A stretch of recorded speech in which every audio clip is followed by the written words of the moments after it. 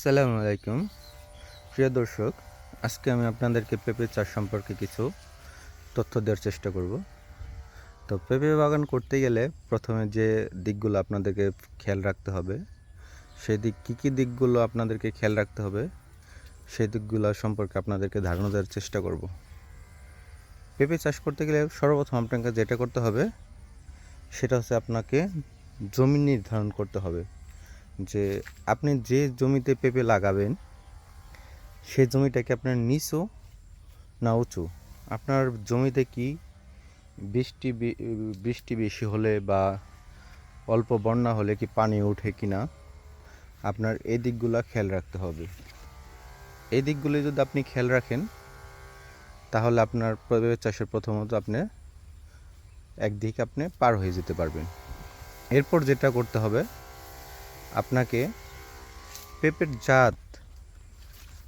জাত ঠিক আছে কি না, সঠিক জাতের পেঁপে আপনি রোপণ করতে পারছেন কি না, সেটা আপনাকে অবশ্যই সবচেয়ে গুরুত্ব দিতে হবে। কারণ আপনি যদি পেঁপের জাত যদি ভালো না পান তাহলে আপনি কখনো পেঁপে চাষে লাভবান হতে পারবেন না।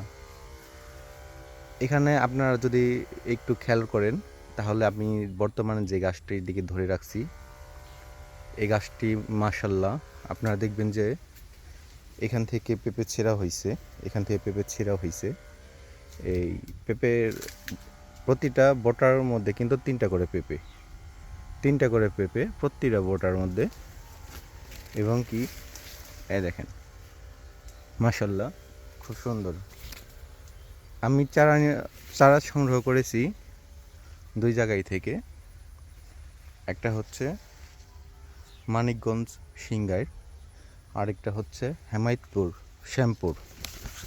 এই দুই জায়গায় থেকে আমি চারা সংগ্রহ করার পর আমি যেটা প্রবলেমে পড়েছি, আমি যেটা সেই শ্যামপুর থেকে চারা সংগ্রহ করেছি সেটা কিন্তু মাশাআল্লাহ প্রতি গাছে পেঁপে কিন্তু অসাধারণ সুন্দর হয়েছে দেখেন। আর যেটা আমরা সিঙ্গার থেকে চারা সংগ্রহ করেছি সেই গাছের পেঁপে, এই পেঁপেগুলো কিন্তু অনেক দিন ধরে বের হয়েছে, কিন্তু পেঁপেগুলো কিন্তু বড় হয় না। আমার এখানে চারা মারা যাওয়ার পর আমি সিঙ্গার থেকে চারা আনছিলাম, কিন্তু সে চারাগুলা আমাকে খুব ভালো বলে দিছিল, কিন্তু দেখেন পেঁপের সাইজ কি আর পেঁপের কালার কি। এই প্রথমত পেঁপে বড় হয় না সিঙ্গার থেকে আমি যে চারাগুলো আনছি, এরপরে হয়েছে পেঁপে কালো কালারের। আর যেটা আমি শ্যামপুর থেকে চারা আনছি সেইগুলো গাছ কিন্তু এই যে এইগুলোই, প্রতিটা গাছে কিন্তু মাশাআল্লাহ খুব সুন্দর পেঁপে ধরছে ওই গাছগুলোতে। তাহলে আপনাদেরকে যে দুইটা দিক বললাম, যে প্রথমত হচ্ছে জাত এবং উঁচু জায়গা, এই দুটা যদি আপনারা যদি সঠিকভাবে সঠিক ড্রাইভ পান, যেমন সঠিক জায়গা পান এবং সঠিক জাত পান, তাহলে আশা করি আপনারা পেঁপে চাষে আলহামদুলিল্লাহ যথেষ্ট লাভবান হতে পারবেন। তো আশা করি সবাই ভালো থাকবেন, এবং পেঁপে চাষ সম্পর্কে পরবর্তীতে ইনশাল্লাহ আপনাদের মাঝে সব ধরনের ভিডিও নিয়ে আসবো।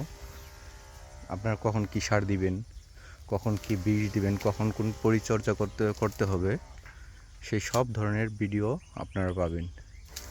আসসালামু আলাইকুম, সবাই ভালো থাকবেন।